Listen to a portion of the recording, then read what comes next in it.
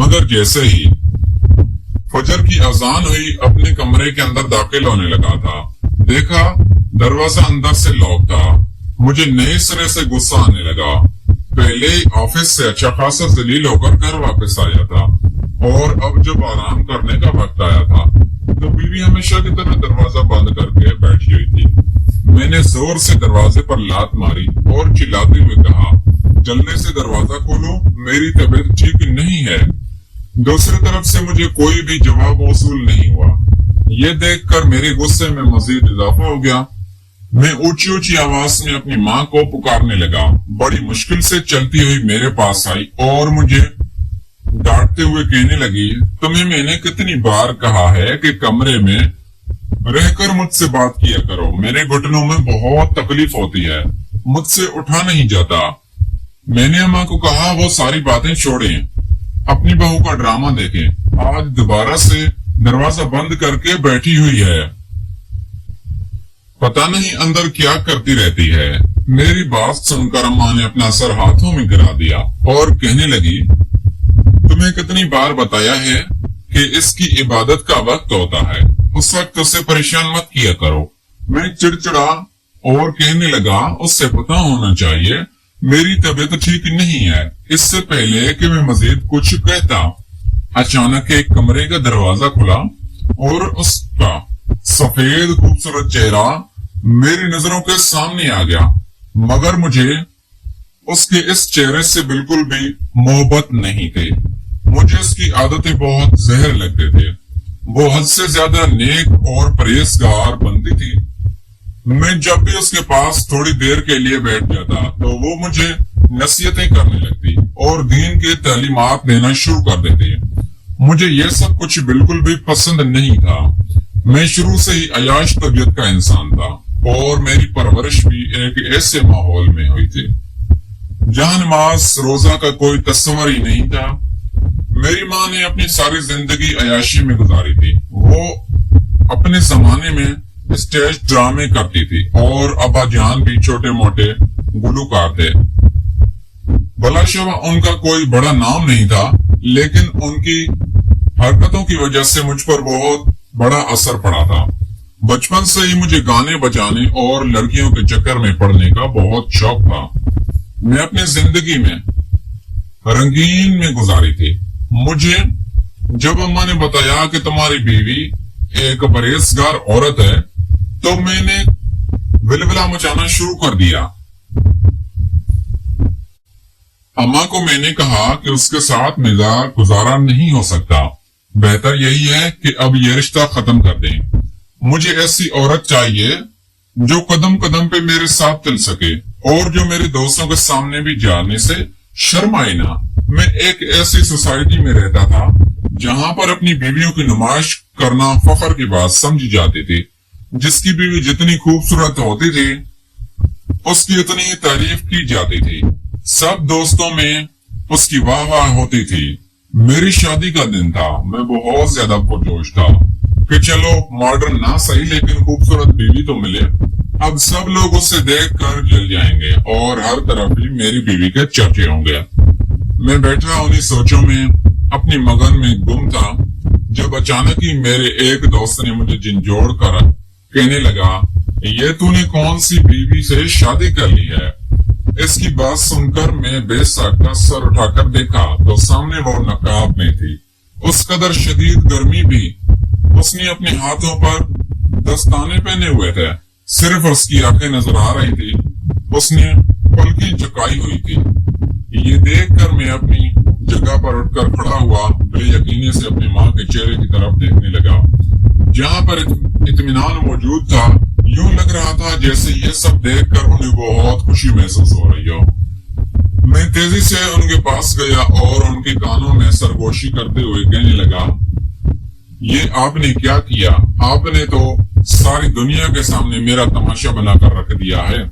मेरी बात सुनकर अम्मा ने मुझे गुस्से से घूरा और कहने लगी, शुक्र करो तुम्हें पाक बीवी मिली है, क्योंकि जिस तरह से तुम्हारी हरकतें हैं मुझे तो डर था कि कोई चालबाज औरत ही ना तुम्हारी जिंदगी में आ जाए।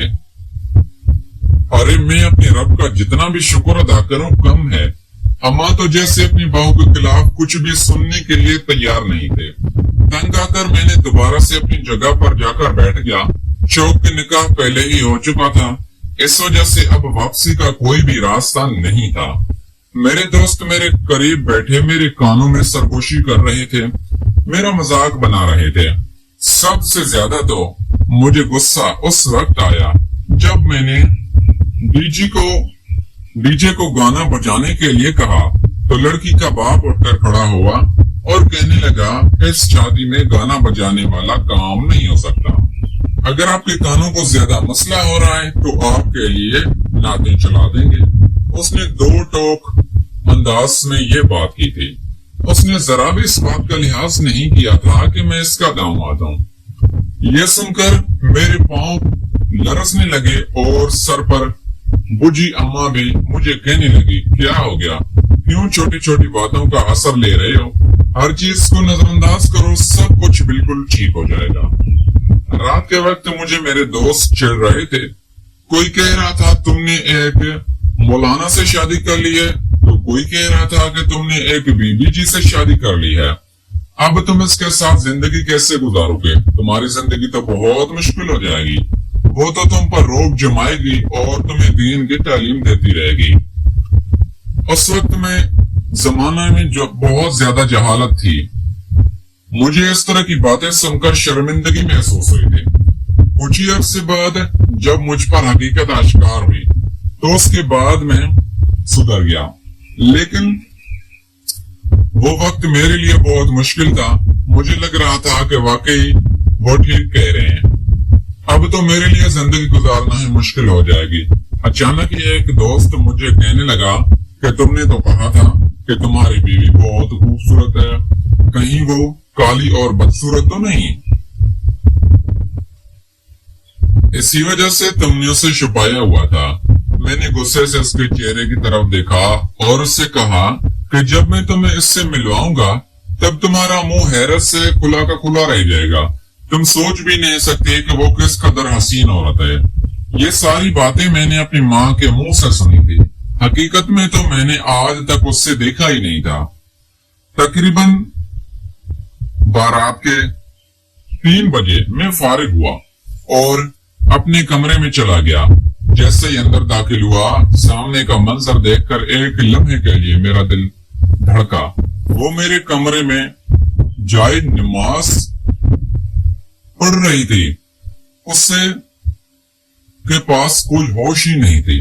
जब मैं उसके करीब जाकर खड़ा हुआ, यह देखकर हैरान रह गया कि वो जोरों शोरों से रो रही थी।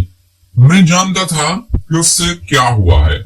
हजारों की तरह वहम मेरे दिमाग में गर्दिश करने लगे।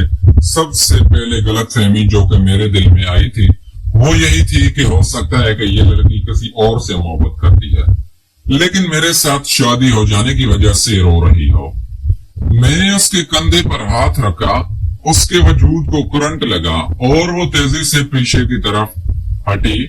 मुझे अब गुस्सा आने लगा था। वो मेरी बीवी थी, उसके बावजूद भी वो मेरे साथ गैरों जैसा सलूक कर रही थी। मैंने गुस्से से उसके बाजू को पकड़ा और उससे झटकते हुए कहा, ये क्या तरीका है?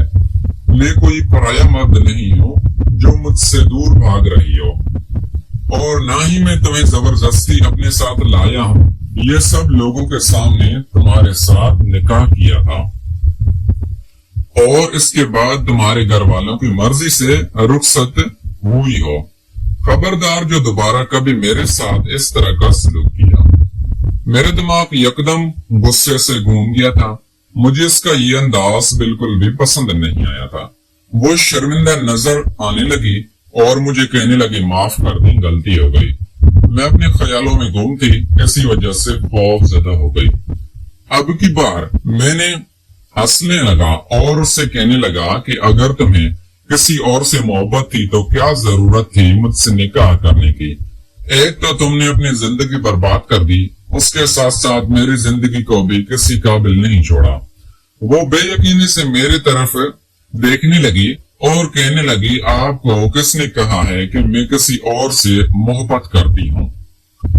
माजी में मेरा सामना कभी भी किसी मर्द से नहीं हुआ। आप मेरी जिंदगी में आने वाले पहले इंसान हैं। मैंने हाथ उठाकर उससे खामोश रहने का इशारा किया और उसे कहा कि ये बात हर लड़की कहती है। अब मैं उन बातों पर यकीन नहीं करता। मैं कोई छोटा बच्चा नहीं हूँ जो तुम्हारी बात मान लूं। जैसे आजकल का दौर है, ये यकीन करना मुश्किल है कि किसी लड़की का माजी में चक्कर ना रहा हो। मैं इस वक्त इंतहा बेदर्दी से उसके किरदार पर परवाह कर रहा था। उसकी बात से बिल्कुल अनजान होकर वो एक पाक दामन लड़की है। अब की बार उसने अपने कानों पर हाथ रख लिए। मुझे लग रहा था कि यह ड्रामा कर रही है। मैंने उससे कुछ भी नहीं कहा और खामोशी से फ्रेश होने के लिए वॉशरूम चला गया। जब बाहर आया तो वो बिस्तर पर बैठी हुई थी। मुझे देख कर उठकर खड़ी हो गई और मेरे पास आते हुए कहने लगी, आज आपने मुझसे बात कर दी, लेकिन दोबारा कभी इस तरह की बात ना कीजिएगा, क्योंकि आप मेरी माजी के बारे में कुछ भी नहीं जानते। प्यारे दोस्तों, अगर आपको ये हमारी कहानी पसंद आई है तो इस वीडियो को लाइक करें, चैनल को लाजमी सब्सक्राइब करें। मिलते हैं अगली वीडियो में। Thanks for watching.